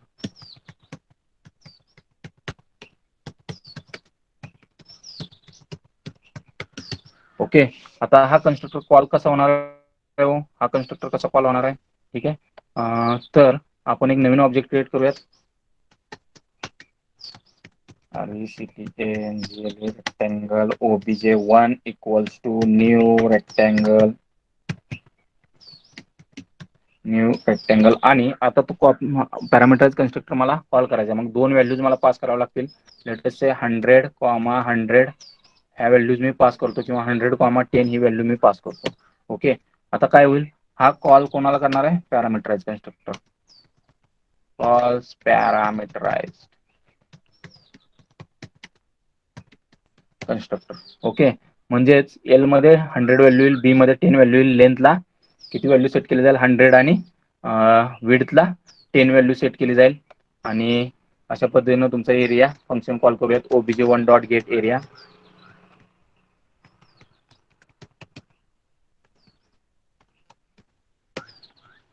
सेव्ह करतो, मी सेव्ह करतो, कंपाइल करूयात आणि रन करूयात.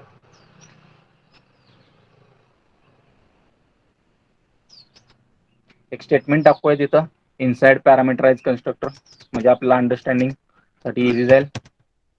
System dot out dot println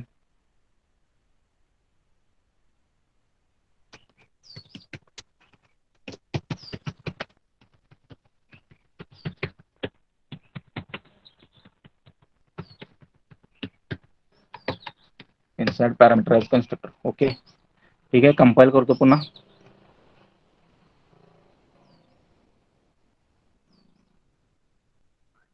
clear करून घेतो स्क्रीन. जावा रेक्टेंगल, बघा इनसाइड पॅरामीटराइज कन्स्ट्रक्टर आणि 100 आणि 10 व्हॅल्यू आपण लेंथ आणि ब्रेडला सेट केली होती. 100 × 10 1000 हा एरिया आलेला आहे रेक्टेंगलचा. क्लिअर आहे का? हा तुमचा पॅरामीटराइज कन्स्ट्रक्टर. मग कॉपी कन्स्ट्रक्टर कसा असतो? तर कॉपी कन्स्ट्रक्टर मी तुम्हाला इथे लिहून दाखवतो. रेक्टेंगल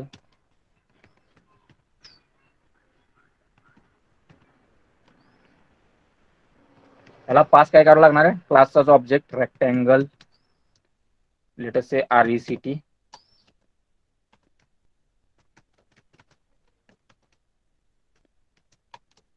ओके, मग धिस डॉट, ऍक्च्युअली धिस वापरायची गरज नाही इथं.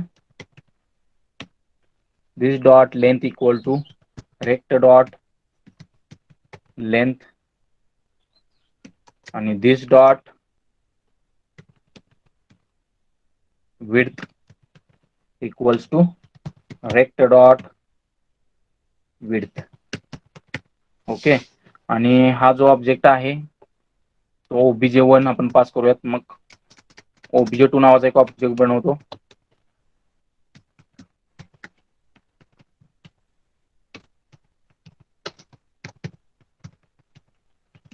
रेक्टेंगल, आणि ह्याला आपल्याला एक ऑब्जेक्ट पास करावा लागणार आहे. मी obj1 पास करतो. obj1 पास करतो, म्हणजेच 100 आणि 10 ह्या व्हॅल्यूज इथं कॉपी केल्या जातील. दिस डॉट लेंथ आणि दिस डॉट विड्थला. म्हणजेच हा obj2 च्या लेंथला व्हॅल्यू जी पास केली जाईल ती असेल 100 आणि obj2 च्या विड्थला जी व्हॅल्यू पास केली जाईल ती असेल 10. कशामुळे? तर कॉपी कन्स्ट्रक्टरमुळे. कारण कॉपी कन्स्ट्रक्टर मध्ये आपण काम काय केले, तर हा जो ऑब्जेक्ट आपण पास करणार आहे obj1 त्याच्या डेटा मेंबरच्या व्हॅल्यू आपण कॉपी केलेल्या आहेत लेंथ आणि विड्थ मध्ये. कुणाच्या? तर नवीन जो ऑब्जेक्ट आपण क्रिएट करतो त्याच्या obj2 च्या. म्हणजेच obj2 will be copy of obj1 as it will have length and width value as of obj1. ठीक आहे, मग बघा obj2 dot get area print करूयात. obj2 डॉट गेट एरिया किती प्रिंट होणार आहे? सेम 1000. का? तर बाबा लेंथ आणि विड्थच्या व्हॅल्यू obj1 मधल्याच कॉपी झालेल्या आहेत लेंथ आणि विड्थला obj2 च्या कॉपी कन्स्ट्रक्टर मुळे. ठीक आहे, जावा सी कंपाईल करतो तुमच्यासाठी. हा, सेमीकोलन द्यायचा राहिलाय. इथं एक स्टेटमेंट लिहूयात आपण, म्हणजे आपल्याला कळेल की कॉपी कन्स्ट्रक्टर मध्ये जातोय का नाही. System dot out dot println inside copy constructor.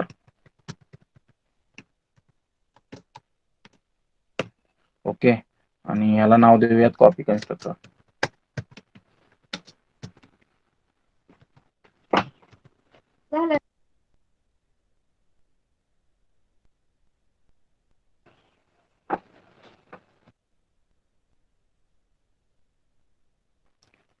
Copy constructor.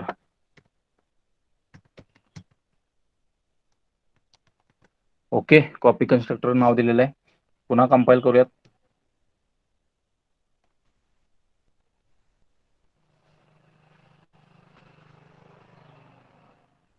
Okay, clear करून घेतो स्क्रीन, रन करूयात.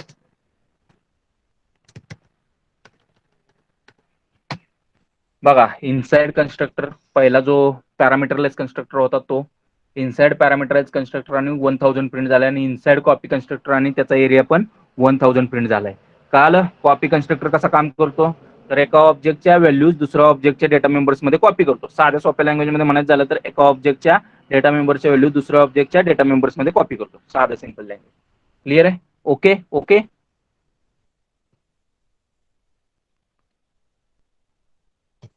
ओके, मग बघा कन्स्ट्रक्टर आणि मेथड मध्ये फरक काय असतो बघा.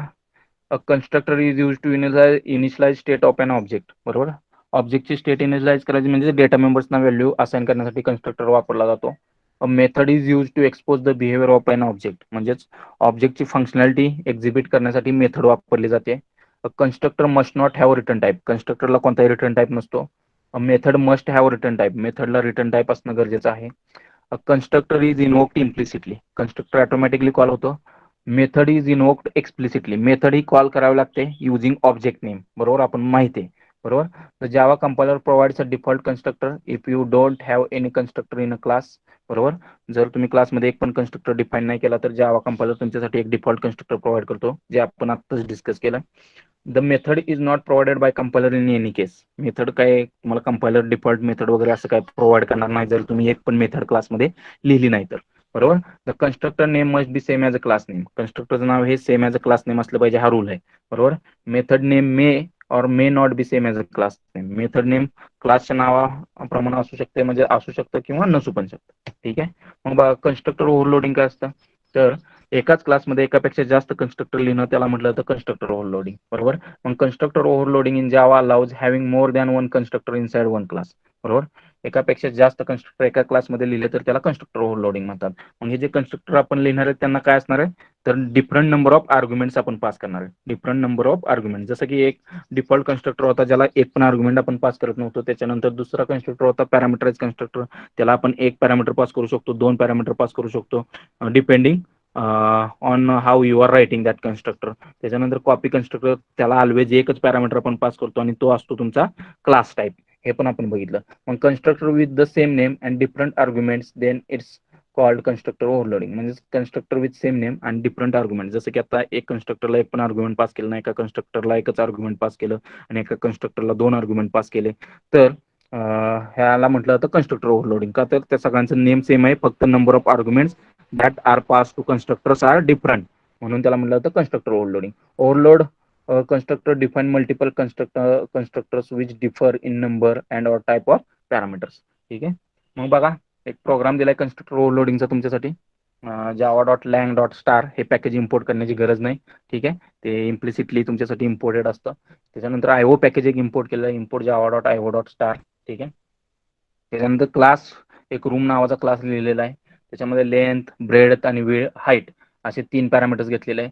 मग त्याच्यामध्ये एक पॅरामीटराइज कन्स्ट्रक्टर लिहिलेला आहे बघा रूम, त्याला 3 पॅरामीटर पास केले आहेत, इंटिजर एल, इंटिजर बी, इंटिजर एच.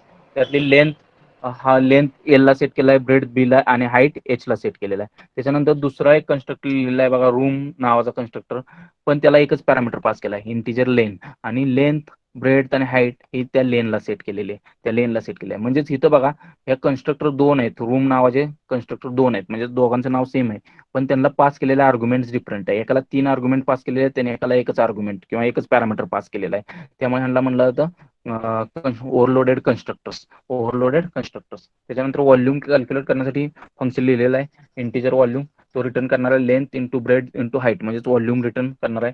मग ओव्हरलोडेड कन्स्ट्रक्टर मध्ये बघा, कोणता कन्स्ट्रक्टर कधी कॉल होणार आहे, तर रूम ए नावाचा एक ऑब्जेक्ट बनवलेला आहे आणि त्याला तीन पॅरामीटर पास केले, 20, 30 आणि 40. म्हणजेच हा पहिला कन्स्ट्रक्टर कॉल होणार आहे एल, बी आणि एच वाला, कारण त्याला 3 पॅरामीटर पास केले आहेत. एल मध्ये 20 व्हॅल्यू येणार आहे, बी मध्ये 30 येणार आहे आणि एच मध्ये 40 येणार आहे. अकॉर्डिंगली लेंथ, ब्रेड आणि हाईटला 20, 30 आणि 40 असाइन केले जाईल. आणि दुसरा आहे रूम बी नावाचा दुसरा ऑब्जेक्ट क्रिएट केलाय, त्याला एकच पॅरामीटर पास केलाय, म्हणजे तो हा दुसरा कन्स्ट्रक्टर इन्व्होक करणार आहे की ज्याला आपण एकच पॅरामीटर पास केलेला आहे. म्हणजेच लेन मध्ये 10 व्हॅल्यू येणार आहे, लेंथ, ब्रेड आणि हाईट ह्याची व्हॅल्यू 10 ला सेट केली जाईल तिघांची पण. आणि मग पुन्हा काय केलेलं आहे, आपण एक व्हॉल्यूम नावाचा व्हेरिएबल घेतलेला आहे आणि त्याच्यामध्ये ए आणि बी चे व्हॉल्यूम्स, ए डॉट व्हॉल्यूम म्हटलेलं आहे की जो आपल्याला ए ऑब्जेक्टला जे आपण पॅरामीटर पास केले ते यूज करून व्हॉल्यूम कॅल्क्युलेट करेल. आणि volume equal to B dot volume म्हटलेलं आहे, बी ला जे पॅरामीटर पास केलेला आहे एकच, तो यूज करून लेंथ, ब्रेड आणि हाईट यूज करून व्हॉल्यूम कॅल्क्युलेट करेल आणि रिटर्न करेल, आणि ते प्रिंट केलेले आहेत आपण. ठीक आहे. तर हे अशा पद्धतीने ओव्हरलोडिंग केलं जातं कन्स्ट्रक्टरचं, ज्याच्यामध्ये एकाच क्लासमध्ये एकापेक्षा जास्त कन्स्ट्रक्टर तुम्ही लिहू शकतात आणि सगळ्या कन्स्ट्रक्टरचं नाव सेम असेल, फक्त त्यांना जे पॅरामीटर पास केलेले असतील ते डिफरंट असतील, डिफरंट नंबर आणि डिफरंट टाईपचे पॅरामीटर्स असू शकतात. बरोबर आहे की जसं आत्ताच्या एक्झाम्पलमध्ये एका कन्स्ट्रक्टरला 3 पॅरामीटर पास केलेत आणि दुसऱ्या कन्स्ट्रक्टरला एकच पॅरामीटर पास केलाय. ठीक आहे. मग पॉईंट्स टू रिमेंबर, हे महत्वाचे पॉईंट्स आहेत. तुम्ही काय शिकला कन्स्ट्रक्टर मधून, तर ते महत्वाचं आहे बघा. Constructor is a special method that gets invoked automatically at the time of object creation. Constructor is special method आहे जी ऑटोमॅटिकली इन्व्होक होती ज्यावेळी तुम्ही क्लासचा ऑब्जेक्ट क्रिएट करता. Constructor is normally used for initializing objects with default values unless different values are supplied. मग कन्स्ट्रक्टरचा use काय असतो, तर इनिशियलायझेशन करायचं आपल्याला डेटा मेंबरचं किंवा क्लास मेंबरचं डिफॉल्ट व्हॅल्यूज ना. जर डिफॉल्ट व्हॅल्यू सोडून जोपर्यंत तुम्ही दुसरं व्हॅल्यूज प्रोव्हाइड करत नाही तोपर्यंत कन्स्ट्रक्टर जे काही डेटा मेंबर्स आहेत त्यांना डिफॉल्ट व्हॅल्यूज असाइन करेल. ठीक आहे. Constructor has the same name as a class name, कन्स्ट्रक्टरचं नाव हे same as a class name आहे. व्हॅल्यूज कन्स्ट्रक्टर रिटर्न करणार नाहीये. A class can have more than one constructor as long as they have different signature. क्लासमध्ये एकापेक्षा जास्त constructor लिहू शकता आणि त्या कन्स्ट्रक्टरला जे पास केलेले पॅरामीटर्स आहेत ते डिफरंट नंबर आणि डिफरंट टाईपचे असू शकतात. बरोबर आहे. मग त्याला म्हटलं जातं कन्स्ट्रक्टर ओव्हरलोडिंग. मग बघा, the same name as class. In Java, you can pass dash dash variables from one constructor to another overloaded constructor. हे तुम्हाला फाइंड करायचंय. ठीक आहे. ओके. मग बघा, आपल्याला काय स्टडी करायचंय, नेस्टिंग ऑफ मेथड्स आणि दुसरा आहे धिस कीवर्ड. बरोबर, ह्या दोन गोष्टी आपल्याला स्टडी करायच्या आहेत. मग बघा, नेस्टिंग ऑफ मेथड्स म्हणजेच काय की बाबा एका मेथड मधून दुसरी मेथड कॉल करणं.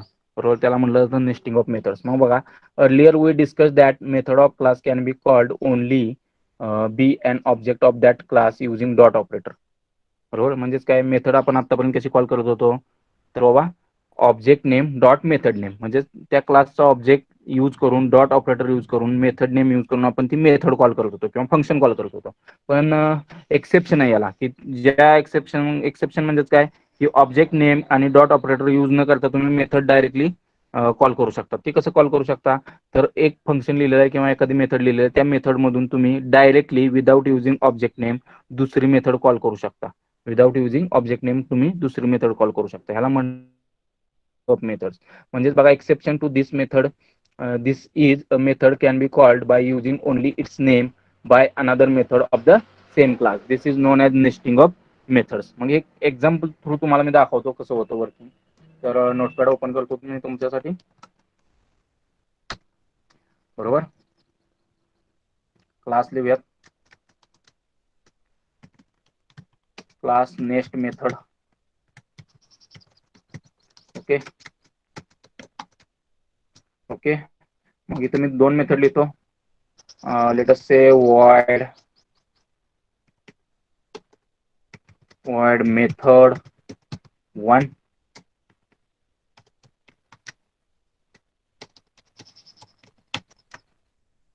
याच्यामध्ये एक मेसेज प्रिंट करूयात, system dot out dot println inside method 1. Okay, आता मी काय करतोय, एक मेथड 2 लिहिणार आहे आणि ती डायरेक्टली या मेथड म्हणून मी कॉल करणार आहे. मग मेथड 2 डायरेक्टली कॉल करतोय me without using object name and dot operator. बघा मेथड 2. ओके, आणि ती मेथड लिहूयात void method 2.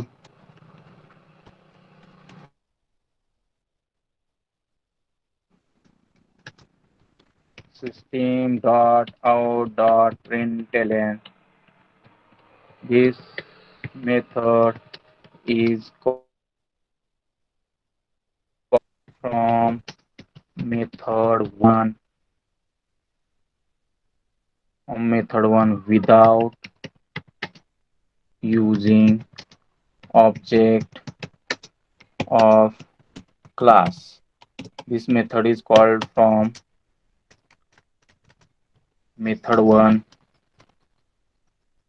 without using object of class. आणि अजून एक मेसेज प्रिंट करूयात, system dot out dot println nesting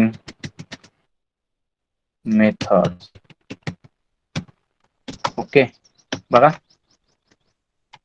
main method बनवूयात आणि त्यातून मी फक्त मेथड 1 कॉल करतो, मेथड 2 मी कॉल करत नाही. तरी पण मेथड 1 मधून मेथड 2 ऑटोमॅटिकली कॉल होते. आणि ती मेथड 2 आपण कशी कॉल केलेली आहे, तर without using object name directly method 1 मधून कॉल केलेली. त्यामुळं त्याला म्हटलं तर नेस्टिंग ऑफ मेथड्स. मग ते कसं होतंय बघा, public static void main string args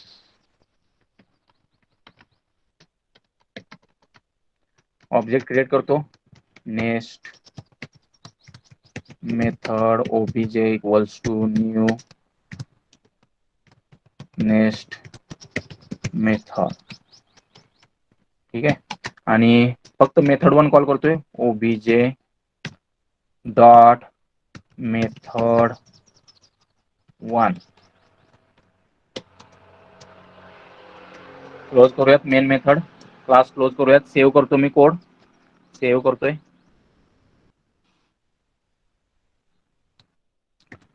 next method dot Java.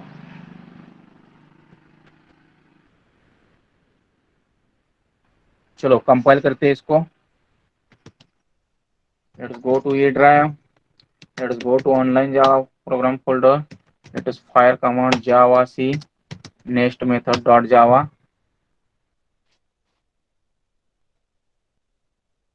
Okay, run it. Java next method. बघा इनसाइड मेथड 1 जे आपण कॉल केलेले आहे युजिंग ऑब्जेक्ट नेम, बरोबर. त्याच्यानंतर this method is called from method 1 without using object of class nesting of methods. म्हणजे हा call झाला, हा मेथड, बरोबर. म्हणजे this is called as a nesting of methods, that is calling another method or calling one method from another method. Okay, this is called as nesting of methods. बघा तुमच्यासाठी example दिलंय बघा त्यांनी. Class nesting आहे, M आणि N हे variables आहेत आणि कन्स्ट्रक्टर लिहिलेलं आहे नेस्टिंग. त्याला 2 पॅरामीटर पास केलेत, एक्स आणि वाय. त्यांच्या व्हॅल्यू सेट केल्यात एम आणि एन ला. M is equal to X, N is equal to Y. त्याच्यानंतर लार्जेस्ट नावाचं एक फंक्शन लिहिलेलं आहे, बरोबर.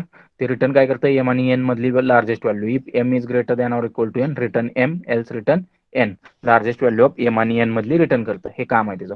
व्हाईट डिस्प्ले नावाचं एक फंक्शन लिहिलंय, तिथे एक लार्ज नावाचं व्हेरिएबल घेतलेला आहे, इंटिजर लार्ज. आणि बघा फंक्शन कॉल केलंय म्हणजे is equal to integer large is equal to largest. बघा फंक्शन कॉल केलंय ते लार्जेस्ट. ते काय करेल, हे लार्जेस्ट फंक्शन कॉल करेल, एम आणि एन मधला जो काही लार्ज नंबर आहे तो रिटर्न करेल. तो लार्ज ह्या व्हेरिएबल मध्ये स्टोअर होईल आणि तो खाली प्रिंट केला बघा, largest value is equal to large. Okay, खाली बघा त्या क्लासचा ऑब्जेक्ट बनवलाय, nesting nest equals to new nesting. त्याला 50 आणि 40 व्हॅल्यू पास केलेत, म्हणजेच एम मध्ये 50 येईल, एन मध्ये 40 येईल. म्हणजेच लार्जेस्ट 50 प्रिंट केला जाईल, लार्जेस्ट व्हॅल्यू इज 50. हे नेक्स्ट डॉट डिस्प्लेनं प्रिंट केलं जाईल. क्लिअर आहे का? हे क्लिअर आहे का सांगा, nesting of methods. Okay good. चलो आगे जाते हैं. दिस कीवर्ड बघा.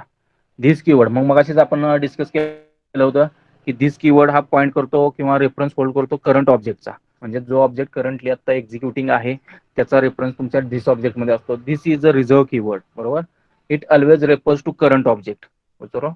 तो करंट ऑब्जेक्टला पॉईंट करतो. Use to distinguish local variable from global variables. Instance variable जे आता आपण मगाशी this dot name equal to rect dot name म्हटलं होतं किंवा दिस डॉट बघितलं होतं. This dot age equal to rect dot age असं काहीतरी आपण मगाशी बघितलं होतं. म्हणजेच this keyword is use to distinguish local variables from global variables. त्याच्यानंतर use to pass the current object as a parameter to another method or constructor. बरोबर आहे. म्हणजे current object as a parameter तुम्हाला पास करायचं असेल मेथडला किंवा कन्स्ट्रक्टरला तरी पण दिस कीवर्ड वापरता. दिस कीवर्ड वापरून तुम्ही कन्स्ट्रक्टर पण कॉल करू शकता. मग ते एक एक्झाम्पल मी तुम्हाला दाखवतो. दिस कीवर्ड यूज करून कन्स्ट्रक्टर कसा कॉल करता तुम्ही ते.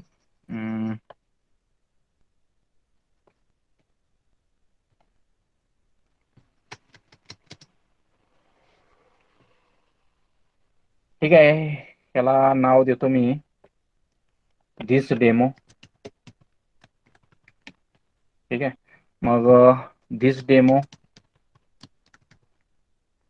नावाचा एक कन्स्ट्रक्टर लिहितोय मी बघा.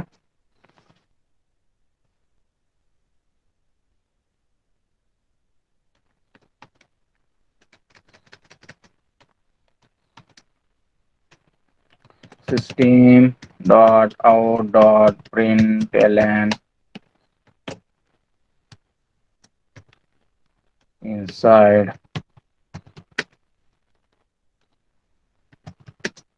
first constructor. ओके. एक अजून एक कन्स्ट्रक्टर मी लिहिणार आहे आणि त्याला एक स्ट्रिंग पॅरामीटर मी पास करणार आहे बघा.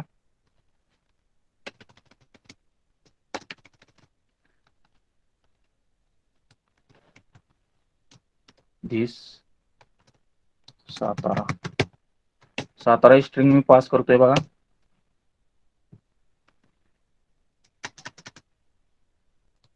दुसरा कन्स्ट्रक्टर लिहितोय मी this demo string yes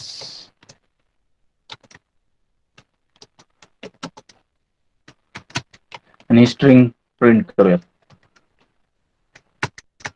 system dot out dot println constructor called using this. Okay. आणि हे व्हॅल्यू प्रिंट करूयात. String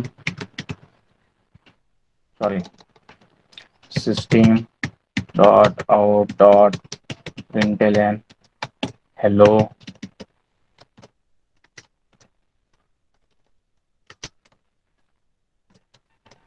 Satara. Sorry yes. Okay.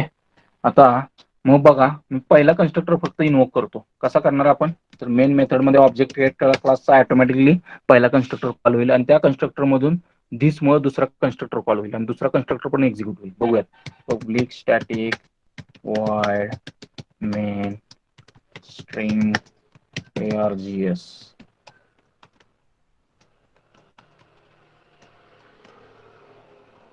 Okay. मग करूयात object create. This demo obj equals to new this demo. हा कुणाला invoke करणार आहे. इन्व्होक्स first constructor.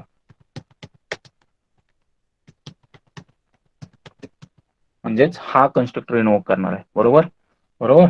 आणि त्याच्यामुळे हे पहिलं स्टेटमेंट एक्झिक्यूट होईल. आतला हा मेसेज प्रिंट केला जाईल इनसाइड फर्स्ट कन्स्ट्रक्टर. त्याच्यानंतर दिस सातारा हा दुसरा कन्स्ट्रक्टर कॉल केला जाईल. स्ट्रिंग येस मध्ये सातारा ही व्हॅल्यू कॉपी होईल. कन्स्ट्रक्टर कॉल्ड युझिंग दिस हा मेसेज प्रिंट होईल आणि हॅलो सातारा हा मेसेज प्रिंट होईल. हे एक्सपेक्टेड आहे. ठीक आहे. बघूयात काय होतंय. Save as this demo dot Java.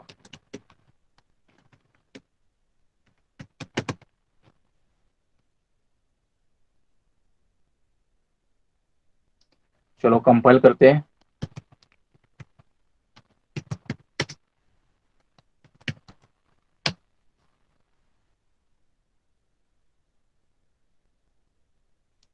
One error काय म्हणतो, call to first statement in the constructor.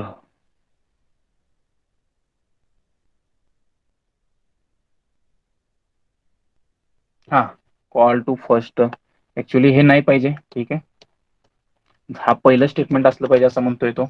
ठीक आहे,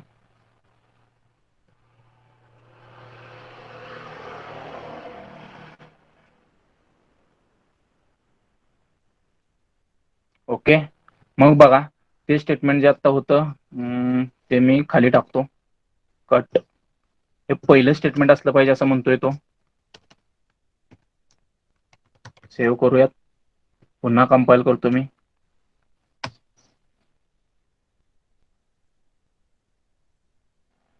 ओके, क्लिअर करूयात स्क्रीन.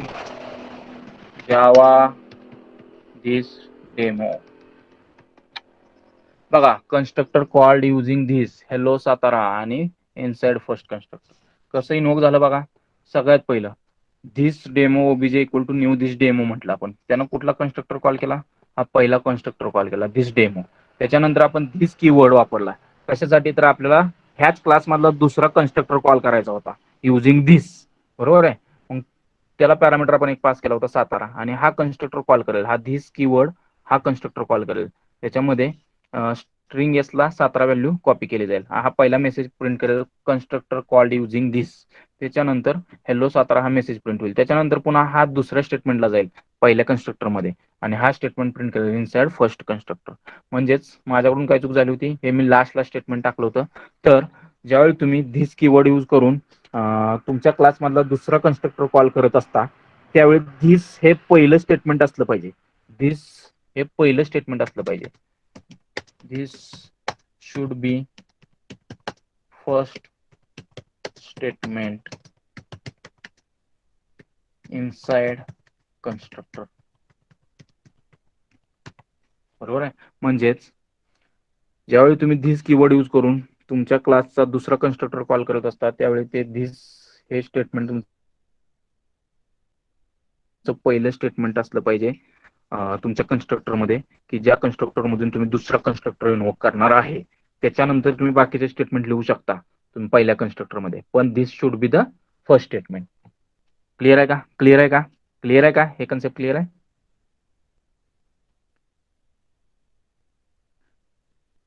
Okay good.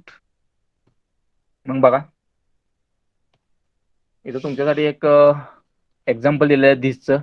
बघा, क्लास टीएच इंटिजर एक व्हेरिएबल घेतलाय, वॉइड असाइन विदाउट धिस आहे. बघा हे example, void assign integer A1, A is equal to A1 म्हटलं, काहीच प्रॉब्लेम नाही. ओके. आणि खाली ऑब्जेक्ट क्रिएट केलाय TH OB1 equal to new TH, आणि OB1 डॉट पाहिजे, डॉट पाहिजे इक्वल टू झालंय OB1 डॉट असाइन 3. ठीक आहे, असाइन 3 म्हणजे 3 हे फंक्शन कॉल करायचं आपल्याला असाइनचं. बरोबर. तो काय करेल, A1 मध्ये 3 व्हॅल्यू कॉपी करेल, आणि ए ह्या इन्स्टन्स व्हेरिएबल मध्ये ती व्हॅल्यू कॉपी केली जाईल 3. पण इकडे युझिंग धिस कसं होतंय बघा, इथं बघा पास केलेल्या व्हेरिएबलचं नाव म्हणजे मेथडला जे पास केलेल्या व्हेरिएबलचं नाव पण ए आहे, आणि तुमच्या इन्स्टन्स व्हेरिएबलचं नाव पण ए आहे. बरोबर आहे. मग इन्स्टन्स व्हेरिएबलचं नाव पण ए आहे, आणि तुमचं पास केलेल्या व्हेरिएबलचं नाव पण ए आहे. मग कुठल्या एला कुठली व्हॅल्यू असाइन करायची हे कसं डिस्टिंग्विश केलं जातं, तर युझिंग धिस. म्हणजेच this dot a equals to a म्हणजेच काय, हा जो OB1 आहे, जो ऑब्जेक्ट आपण क्रिएट केलेला आहे, बरोबर आहे, त्याचा ए सेट करायचा आहे मला कितीला, 3 व्हॅल्यूला. मग इथं बघा ऑब्जेक्ट क्रिएट केला OB1 equal to new TH, आणि OB1 डॉट असाइन पाहिजे, डॉट पाहिजे इक्वल टू झालंय डॉट असाइन 3. मग हा 3 कॉपी केला जाईल ह्या ए मध्ये, आणि ह्या OB1च्या ए ला OB1 डॉट ए म्हणजे this dot A is equal to OB1 dot A. का तर धिस हा करंटली जो ऑब्जेक्ट एक्झिक्यूट होतो त्याचा रेफरन्स धिस मध्ये असतो, हे आपण आत्ताच बघितलं. म्हणजेच OB1 चा रेफरन्स धिस मध्ये आहे, त्यामुळे this dot a equals to a म्हटले आपण. हे ऍज हे म्हणजेच हे काय आहे तुमचं OB1 डॉट ए. का तर this points to current object, आणि करंट ऑब्जेक्ट कोणता आहे तुमचा OB1, ज्यांनी हे फंक्शन कॉल केलंय असाइन 3. बरोबर. 3 ए मध्ये कॉपी होईल, आणि ती व्हॅल्यू तुमच्या इन्स्टन्स व्हेरिएबल ए मध्ये कॉपी केली जाईल. क्लिअर आहे का, क्लिअर आहे का, येस क्लिअर आहे का. Okay. If a method in Java calls a method in same class, it is called as nesting of methods. The keyword is useful when you need to refer to instance of class from its methods. This okay, clear है का? Yes, चलो stop करते हैं, आज के लिए इतना काफी है. Okay, will stop for today. Quit केला तरी चालेल, नो प्रॉब्लेम. क्वेरीज असतील तर विचारा, विचारलं तरी चालेल.